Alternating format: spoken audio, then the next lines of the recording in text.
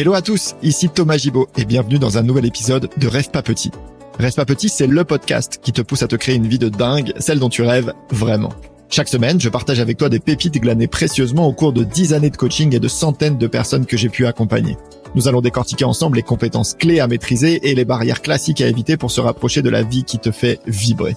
Dans Rêve pas petit, j'accueille aussi des personnalités incroyables qui ont osé rêver grand. Ils te partageront les clés de leur réussite pour que tu puisses les appliquer à ton tour, à tes propres rêves. Bref, Rêve pas petit, c'est un joli mix entre action et introspection pour que plus jamais on ne te dise « Rêve pas petit ».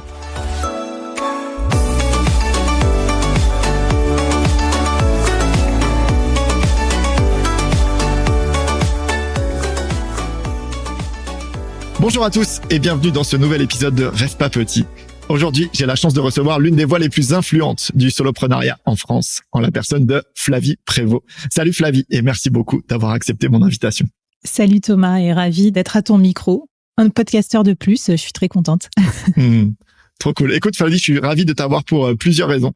La première, si je suis honnête, c'est que c'est après un passage dans ton podcast. Au passage, pour les auditeurs, le podcast s'appelle Le Board et je vous invite vivement d'ailleurs à aller le découvrir. C'est après donc un passage dans ton podcast que j'ai décidé de lancer le mien avec Rêve pas petit. Donc merci, tu as contribué beaucoup au fait que cette initiative se lance. La seconde, on l'avait évoqué dans le tien aussi, c'est que mine de rien, c'est un chemin un peu particulier. On a fait la même école de commerce, puis on se retrouve 15 ans après. Je trouve que c'est un joli signe de vie de se recroiser comme ça. Mais surtout, ce qui m'a donné très envie de prendre un temps avec toi et de t'inviter, c'est ton parcours.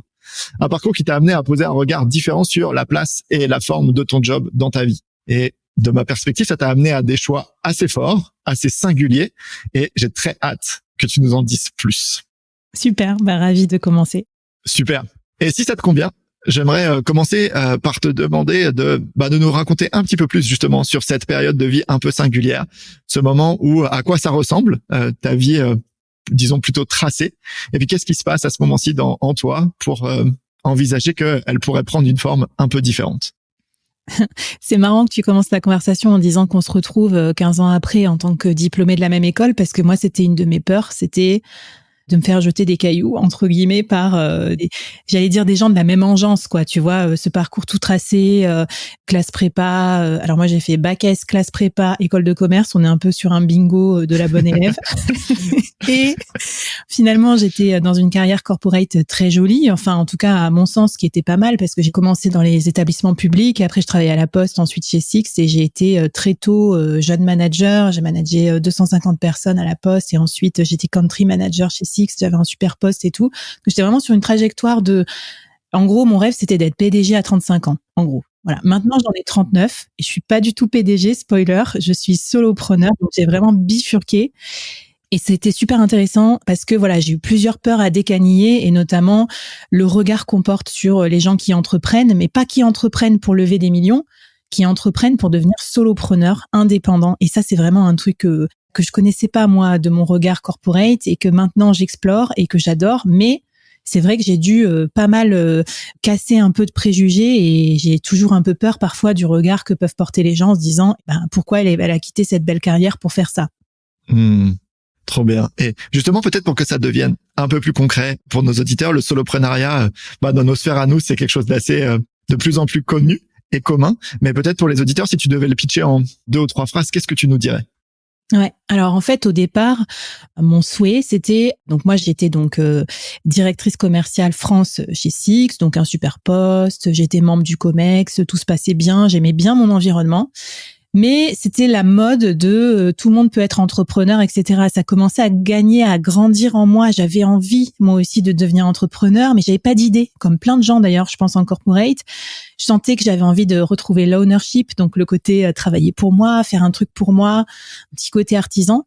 Et du coup, je suis allée dans un incubateur de start-up en me disant, il faut que je crée ma start-up comme tout le monde, entre guillemets. Et c'était super comme expérience. Je l'ai fait en parallèle le soir. Enfin, je prenais des sortes de cours du soir, quoi, si tu veux. Mais je me suis tout de suite rendu compte que c'était pas exactement ce que j'avais envie de faire parce qu'en fait, être start-upper, ça ressemble beaucoup à être manager. Faut recruter, licencier, suivre des KPI, tu vois. Et je me suis dit, à quoi bon quitter une bonne position pour faire exactement la même chose en plus précaire. Tu vois, j'avais déjà un petit côté quand même. Tu vois, la 35e, je venais d'avoir mon premier enfant. J'étais comme beaucoup de femmes maintenant, finalement, co-responsable, voire même responsable numéro 1 de mon foyer, avec le salaire le plus élevé. Donc ça, je salue ça chez les femmes, mais ça met une petite pression supplémentaire au moment de se dire ah, j'ai envie de me lancer. Bah tu te dis pas ah ouais, bah tiens, je vais claquer madame et puis voilà, je vais tenter l'aventure. Non. Et d'autre part, quand on a un poste à responsabilité, souvent on a une rémunération qui va avec.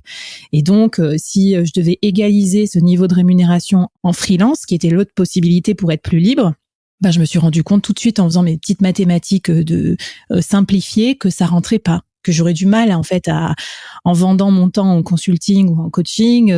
Faudrait vraiment que je sois aussi excellent que toi pour y arriver. Donc c'est pas évident non plus, tu vois. Donc j'ai découvert cette troisième voie qui est le solopreneur. Et en gros, pour te la faire courte, le solopreneur, il entreprend, mais tout seul. Et donc, il va pas avoir de vocation à construire la plus grosse équipe possible pour montrer combien il est important et lever des fonds.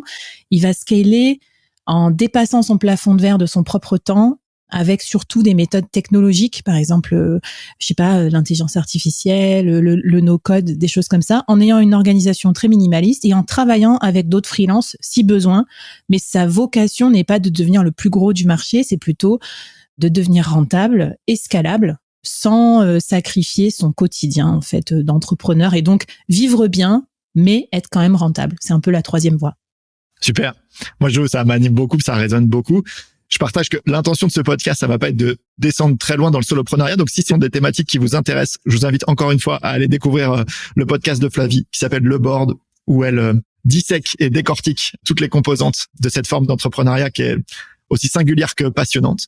Et moi, ce qui m'intéresse là, à la lumière de ce que tu nous partages, Flavie, c'est, OK, tu l'as dit, carrière cool. Et comme beaucoup, il y a cette envie d'entreprendre. Et moi, je suis très intéressé à ce moment-là où ça devient plus qu'un truc cool. Tu vois, qu'est-ce qui se passe dans ta vie ou qu'est-ce qui se passe à l'intérieur de toi qui fait que d'une pensée cool, ça devient quelque chose sur lequel tu vas être prêt à dédier du temps, de l'argent, de l'énergie? Bah, je pense que j'avais envie d'en être, en gros, tu vois, j'avais envie de faire un truc, j'avais envie d'apporter ma pierre à l'édifice, donc je me suis dit, il y a pas 36 choix possibles, que ça passe par l'action. Je vais pas rester à regarder des vidéos d'entrepreneurs, ça fait un peu loser, ça c'est un peu genre, j'aimerais en être, mais j'y vais pas. Donc je me suis dit, allez, je vais commencer quelque part. Et j'ai commencé par ce que j'appelle la phase salarié diversifié, c'est-à-dire en gros, j'ai lancé mon podcast en parallèle de mon job, et ça m'a semblé suffisamment aventureux de faire un truc à côté, mais suffisamment rassurant dans le sens où j'avais pas l'impression de planter un couteau dans le dos à mon employeur. Enfin, c'était presque du domaine du loisir, quoi. C'est comme écrire un blog ou un truc comme ça. Et en fait, je soupçonnais pas qu'un podcast, c'est une vraie démarche entrepreneuriale, quoi. Faut penser à plein de choses, faut le produire, faut le promouvoir. Donc, grâce à ça, j'ai appris plein de compétences, notamment, je sais pas moi, à parler sur les réseaux sociaux, prendre la parole, tu vois, sortir un petit peu du bois. Et c'était ma première étape, en fait. Et quand j'ai validé ça et que je me suis dit, ça va, personne m'a rien dit, bon, j'en suis pas morte. Ça combine bien avec ma vie perso. C'est un peu chaud, faut bosser un peu le soir, un peu le week-end, mais grosso modo, ça me plaît. Et surtout, je voyais ce truc façonné par mes mains qui était encore imparfait, mais tu vois, j'ai été quand même hyper fière déjà d'avoir cette petite pierre à l'édifice en plus. Et je me suis dit, bah ouais, c'est mon truc à moi. Est-ce que je peux pas aller un peu plus loin? Trop bien. Et quand tu dis ça me plaît, parce que moi c'est une question qu'on me pose beaucoup, c'est ouais mais comment je sais que je suis sur la bonne voie, tu vois, il y a beaucoup cette question de ouais, comment je sais que c'est le bon rêve, etc. Donc moi je suis très intéressé à que tu nous en dises un peu plus sur comment tu sais à ce moment-ci que ça te plaît. En fait, c'est ce que j'aime bien dans mon apprentissage, c'est que moi, je fais typiquement partie des gens qui n'avaient pas de rêve. Enfin, je croyais que j'en avais pas parce que j'avais pas d'idée pour sauver le monde. Ou tu sais, comme t'imagines l'image d'Épinal de l'entrepreneur qui se réveille un soir à 3h du mat et qui se dit purée, c'est ça le problème que je dois résoudre pour voilà. Non, j'ai pas eu ça. Et du coup, j'attendais. Et à un moment, je me suis dit mais Flav, en fait, tu vas attendre combien de temps pour te lancer? Et en fait, j'ai pris la meilleure décision, je pense aujourd'hui, c'est que quand on n'a pas d'idée, il faut se lancer avec un petit truc et l'idée va venir en faisant. Donc, je n'ai vraiment pas du tout eu, ni même la première année, ni même la deuxième, la certitude que j'étais sur la bonne voie. Mais par contre, ce qui a changé dans ma vie, c'est que mon quotidien était devenu mieux. Et quand je dis mieux, c'est qu'il y avait plus de créativité qui était un de mes moteurs. 2, plus d'artisanat, parce qu'aussi quand on est dans le corporate, on fait pas tout le temps soi-même les choses, et là ça fait un petit côté plaisant, vraiment très, je vais te décrire un truc hyper basique, mais genre monter un épisode de podcast de ses 10 doigts, tu vois, apprendre à le faire, chercher sur internet, c'est un peu comme la première fois que tu vas, je sais pas moi, chez Castorama pour monter une étagère, quoi, tu vois, t'es un peu tout content. Voilà, donc j'avais je sais bien de quoi tu parles. Ouais. Et voilà, donc je dirais mon premier point de validation, ça a été c'est bien en fait ce quotidien où on fait aussi des choses de ses 10 doigts. Ouais, merci Flavie. Et pour moi, ça amène une thématique que je trouve vraiment importante. Ce que tu évoques là, c'est que on considère beaucoup nos rêves de ma modeste perspective comme une finalité. Tu vois, genre la finalité, c'est d'être solopreneur. Et moi, ce que je trouve intéressant, c'est que ce sont des stratégies en fait. Pour moi, ce sont des stratégies pour combler des besoins qui sont précieux pour nous. Et puis là, en t'entendant, on sent que la créativité, l'artisanat, le fait de construire et de voir les choses qui sortent de tes 10 doigts, comme tu dis, ça semble être quelque chose qui fait du sens pour toi, qui résonne. Et donc, moi, je trouve intéressant de dépasser un peu cette image du résultat que l'on souhaite accomplir, genre le soloprenariat, et d'être curieux de à quels besoins fondamentaux ça répond chez moi. Et d'avoir l'honnêteté de se dire, est-ce que ça y répond, et de voir quelle place ça a dans notre vie. Mais ouais, pour moi, c'est ça que ça évoque. Je suis curieux, je te vois vouloir réagir là. Oui, mais en fait, un autre besoin, tu vois, que j'anticipais, c'était à peu près au moment du Covid, quoi, tout ça. Souvent, ça a remué des choses en nous, tu vois. Et je me suis dit, après, je sentais venir le coup de, va falloir tous revenir au bureau. Et moi, je suis vraiment un être libre. J'ai besoin de mon espace. J'étais déjà manager France et un peu international, donc j'allais à droite, à gauche et tout. Et moi, pour moi, il n'y a pas pire angoisse que de dire on revient tous au bureau de telle heure à telle heure. C'est vraiment mon antithèse professionnelle.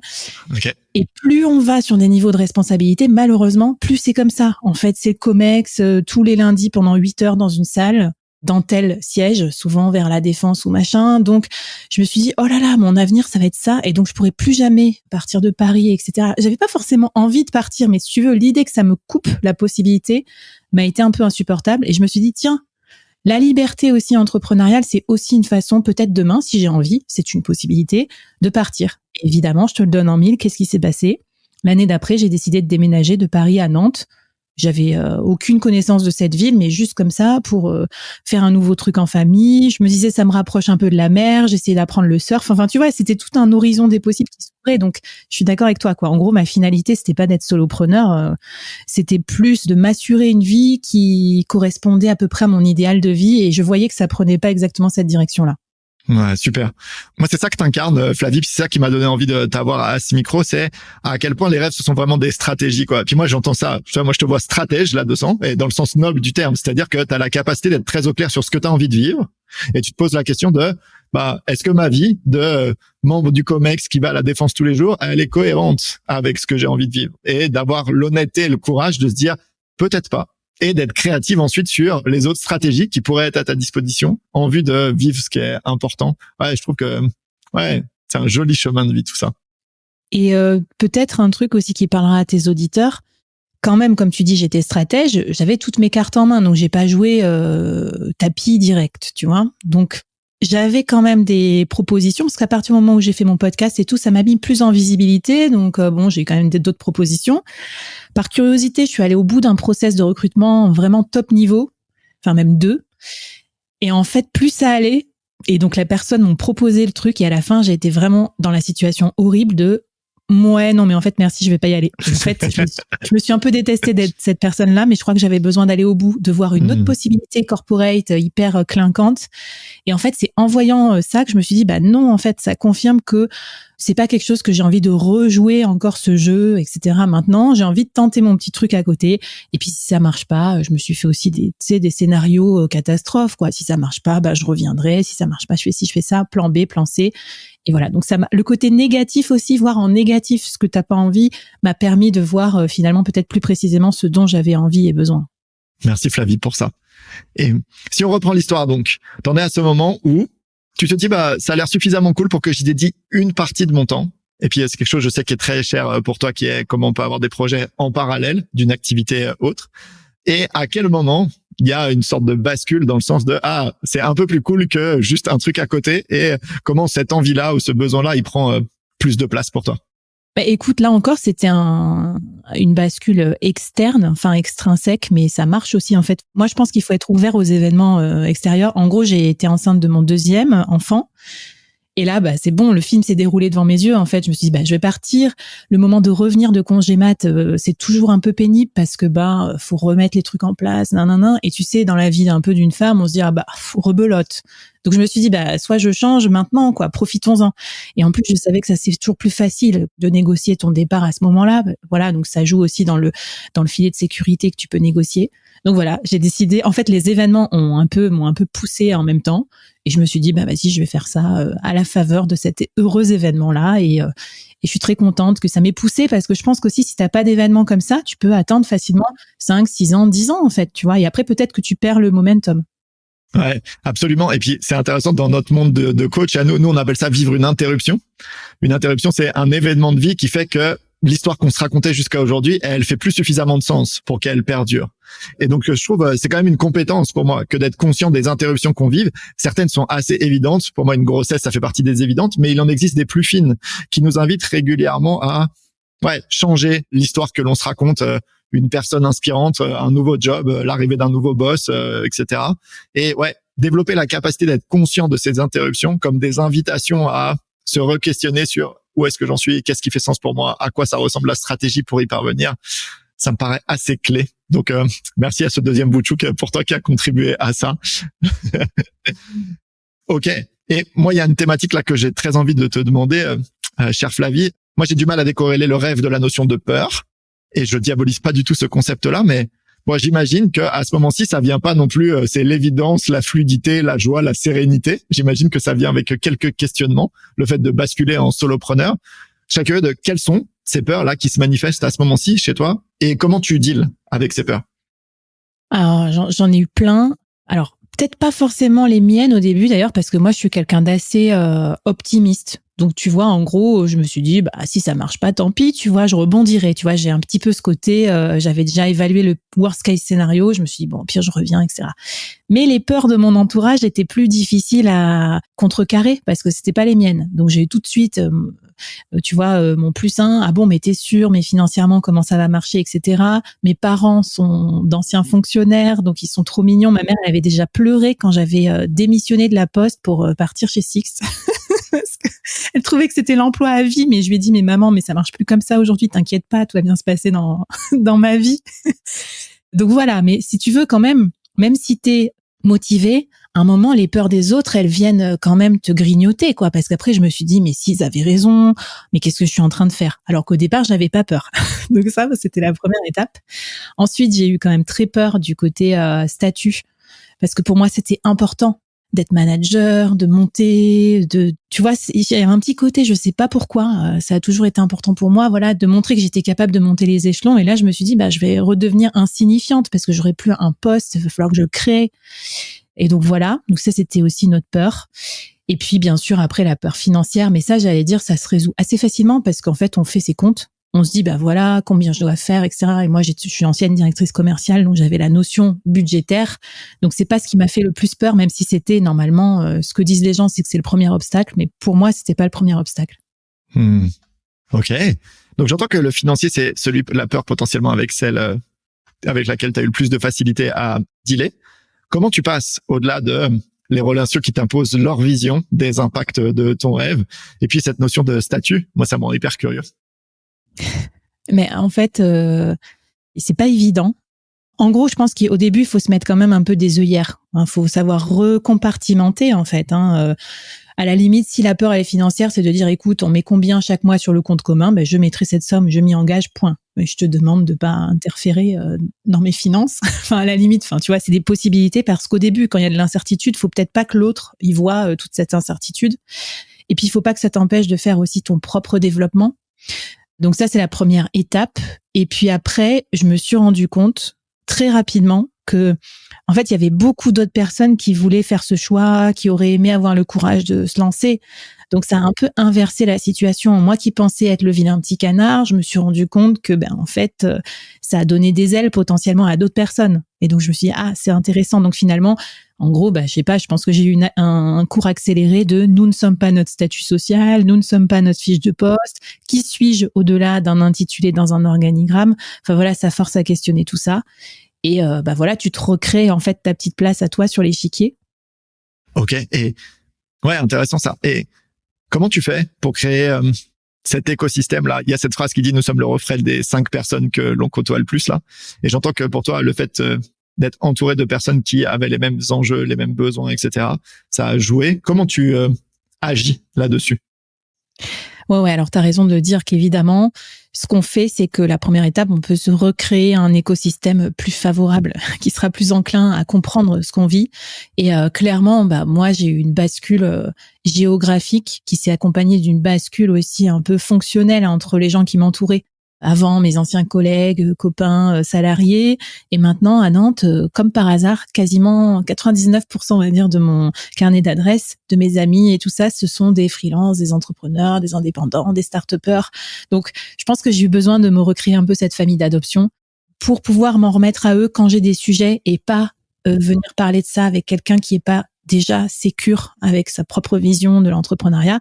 Je pense qu'il faut pas 100% se couper avec son entourage d'avant parce que on n'a pas envie de recréer des bulles de filtre et tout ça, mais en tout cas, tu vois, ça crée une safe place dans laquelle on se sent de participer. Donc moi, je conseille toujours à ceux qui veulent se lancer dans l'entrepreneuriat, dans le freelancing et tout, déjà de commencer à discuter avec d'autres freelances. En plus, il y a un côté ultra intéressant dans cette nouvelle communauté qui est vraiment l'ouverture d'esprit remarquable que j'ai vue dans ce public. C'est-à-dire, c'est des gens qui prennent de leur temps, pourtant facturable, pour te répondre gratuitement et être sympa avec toi. Parce qu'en fait, je crois qu'ils ont conscience de la difficulté que c'est de se libérer du salariat, mais aussi de la précarité potentielle que c'est, du risque qu'on prend. Et on est encore un peu en France, encore un peu des outcasts, parce qu'il y a que 1 million d'indépendants sur, 30 millions de salariés. Donc, tu vois, il y a ce petit côté, on se soucie les uns des autres. Et moi, ça m'a fait du bien aussi. Je pense que ça m'a donné la sécurité peut-être mentale et financière, pour me lancer. Ouais, merci pour ce partage, Flavie. Et pour moi, ça nous ramène quand même à une thématique importante qui est comment on peut être un peu plus conscient des gens avec qui on aborde nos rêves. Et puis, pour moi, il y a cette vision de ça dépend vraiment du stade dans lequel on en est dans notre rêve. Mais au tout début, actons que les personnes qui nous aiment le plus ne sont pas forcément les personnes qui vont être le plus soutenantes, aidantes en vue d'avancer vers notre rêve. Et je trouve que avoir cette honnêteté, genre dire, tu vois, probablement que ta maman t'aime énormément, ce qui l'amène à poser ce regard de la vache, t'aurais jamais dû quitter la poste, parce qu'il y a beaucoup d'amour dans ce feedback-là. Mais actons que cet amour-là, à ce moment-ci de ta vie, c'est pas la chose la plus soutenante, aidante en vue de ce qui est important pour toi. Et je trouve que, être capable d'être suffisamment honnête et lucide sur quelles sont les personnes qui sont soutenantes et quelles sont celles qui le sont moins dans ce cycle de vie ou en lien avec ce rêve-là, ça me paraît être une belle compétence aussi à développer. Et puis, c'est ça l'indépendance aussi, parce qu'en fait, on a ce rêve d'être indépendant, mais en fait, est-ce qu'on le veut vraiment? Parce qu'après, être indépendant, ça veut dire ne plus faire attention au regard des autres, ne plus compter sur le soutien inconditionnel des gens de sa caste ou de son entreprise. Donc, tu vois, on pense tout de suite au rêve un peu avec des paillettes de l'indépendance, mais on oublie aussi que l'indépendance, ça veut dire ce que ça veut dire. Ça veut dire parfois être seul, ça veut dire, voilà. Et donc, il faut chérir aussi ce côté-là pour vraiment avoir pleinement le côté positif de l'indépendance réelle, en fait, de vouloir faire ce qu'on veut aussi. Trop bien. Merci pour ce petit segment sur les peurs, Flavie. Et pour moi, les rêves, ils ont toujours 2 piliers, le volet de l'être et puis le volet du faire. Puis là, on a creusé quelques éléments de l'être. Moi, je suis curieux dans le domaine du faire. On est à ce moment-ci où tu décides de basculer. Et moi, je me dis naïvement, tu vois, j'ai aussi des enfants en bas âge. Je me dis, oh la vache, Flavie, elle fait ça au moment où elle est enceinte de son 2e enfant. Donc, j'imagine que ça a des implications dans le domaine du faire qui sont aussi conséquentes. Comment tu vis ça, toi, à ce moment-ci? Alors justement, je pense qu'il y a 2 choses qui m'ont aidée. La première, c'est le podcast, parce que finalement, avoir un podcast, c'est une activité assez disciplinée. En fait, il y a des étapes à suivre, on fait une interview, on le monte, etc. Il y a plein d'étapes à faire, donc ça m'a forgé une forme de discipline. Et je me suis rendu compte que c'était possible de consacrer 1 heure par jour pendant des mois à ça. Donc, ça a ancré une action petite, mais petite fois tous les jours pendant 1 an égale de gros résultats. Donc là, je me suis dit, ah, ben cool. Et donc, j'ai repris cette idée quand j'étais enceinte de mon fils. Je me suis dit, bah tiens, je vais profiter de mon congé mat pour... Alors, je sais qu'on n'a pas beaucoup le temps. C'est pour ça que j'ai pris une mini-action. Je me suis dit, à l'époque, je vais écrire un post par jour sur LinkedIn pour commencer à sortir du bois, entrepreneurialement parlant. Et en fait, ça a l'air de rien, mais ça m'a énormément coûté parce que justement, par rapport aux peurs que je remuais, c'était à oser parler de mon aventure entrepreneuriale et non pas me cacher derrière mon statut, oser m'opposer en fait au clan corporate où tu sais, faut pas parler, faut pas être un influenceur et tous ces trucs de naze, oser apprendre à écrire, oser prendre le temps d'exposer mon point de vue sur le monde, etc., etc. Donc en fait, un geste anodin comme ça m'a coûté et m'a aussi a consolidé ma confiance. Et aujourd'hui, j'en ai besoin parce que c'est une tribune pour présenter ma vision de l'entrepreneuriat et tout. Donc, tu vois, je dirais c'est ce petit geste-là, d'abord podcast et ensuite LinkedIn, qui ont le plus forgé la suite. Et enfin voilà, c'est un bon départ. En tout cas, une petite action, 1 heure par jour peut vous emmener loin, quoi. Ouais, trop bien. Pour moi, c'est ouf l'impact que tu as à travers ces 2 actions. Le podcast, je sais que c'est énormément de travail, puis surtout avec le niveau d'exigence et de qualité avec lequel tu le fais. Mais je trouve quand même c'est intéressant de voir l'impact que ça peut avoir à ces 2 actions corrélées là. Ouais, je trouve ça assez impressionnant.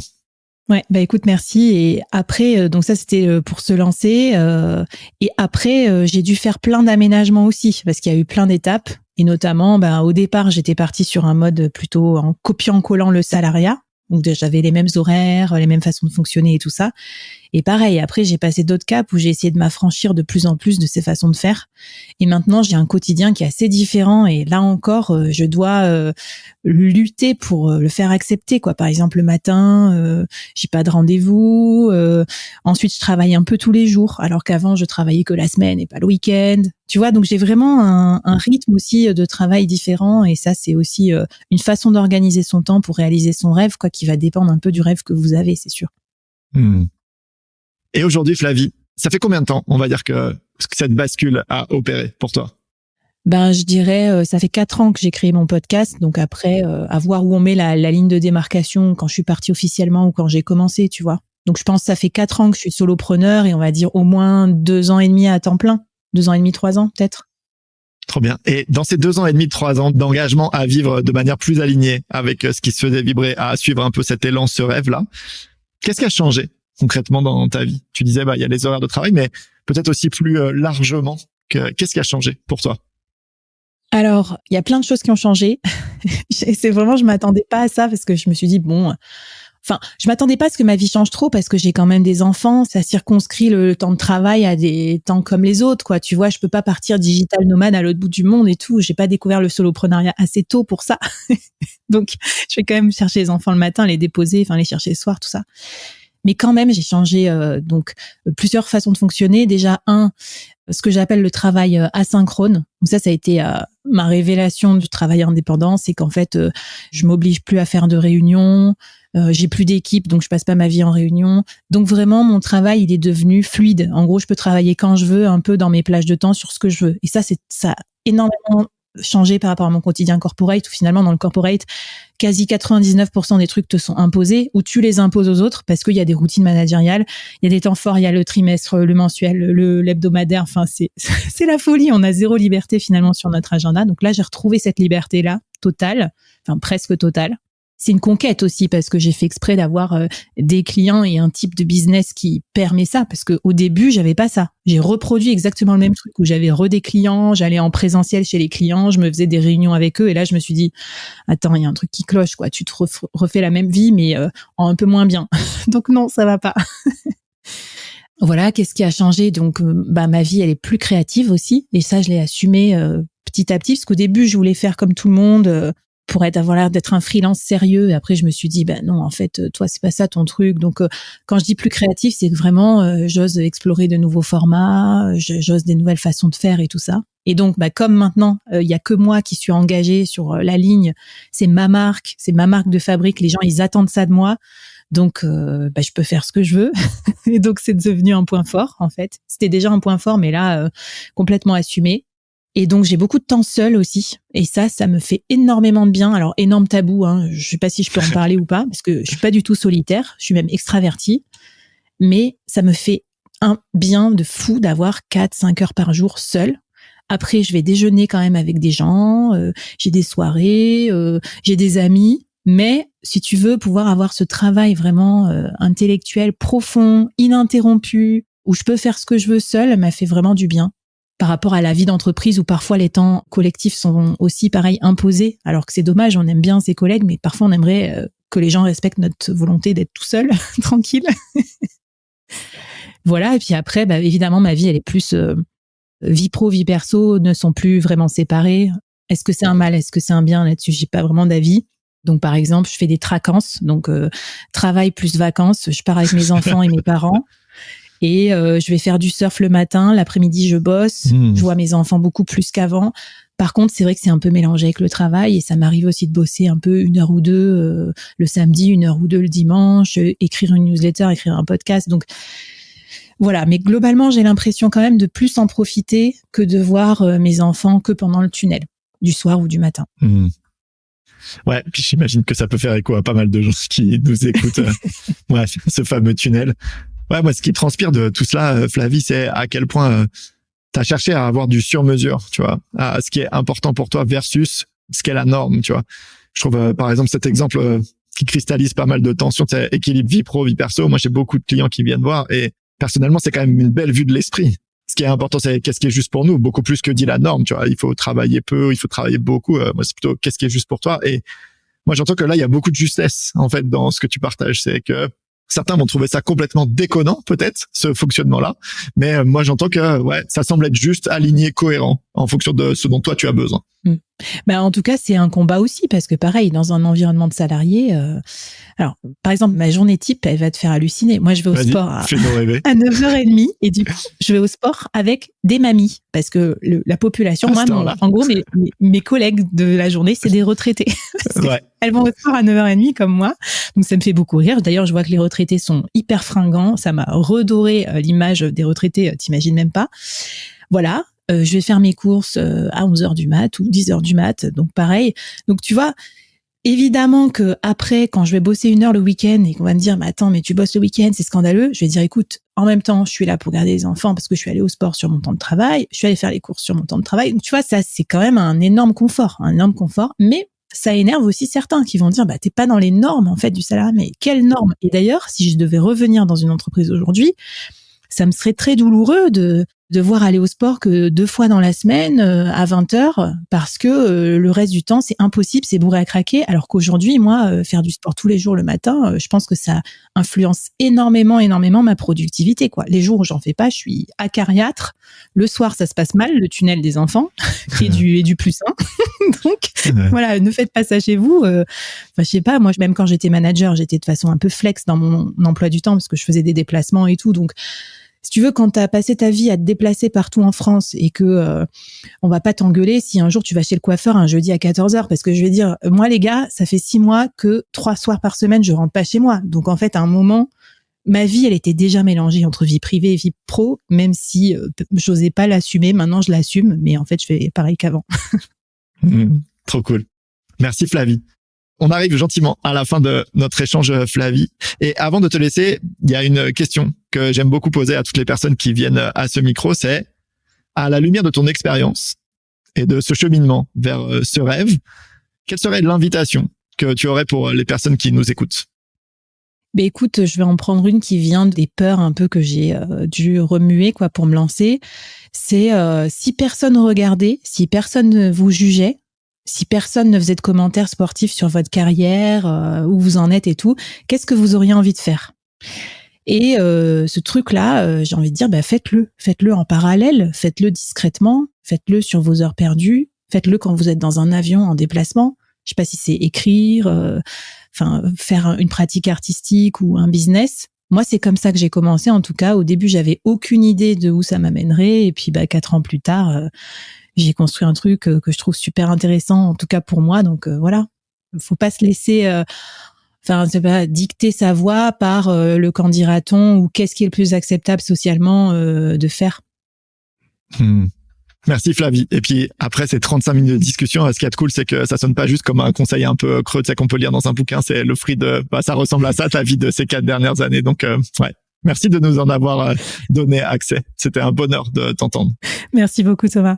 Peut-être avant de te laisser filer, si tu peux nous dire où est-ce qu'on peut te retrouver si on a envie d'en savoir plus sur toi et le soloprenariat. Bah écoute, moi, ma machine à café reconstituée, parce que j'ai quand même pas tout envoyé voler en éclats quand même de ma vie d'avant, c'est LinkedIn. Donc Flavie Prévost sur LinkedIn, venez me faire un petit coucou, et si vous voulez qu'on se prenne un petit café pour... voilà, si vous avez envie de conseils aussi, j'essaye de rendre l'appareil à tous les freelances, solopreneurs qui m'ont donné du temps quand je me suis lancée. Merci infiniment Flavie. Je te souhaite une très belle suite et à très bientôt. Merci Thomas.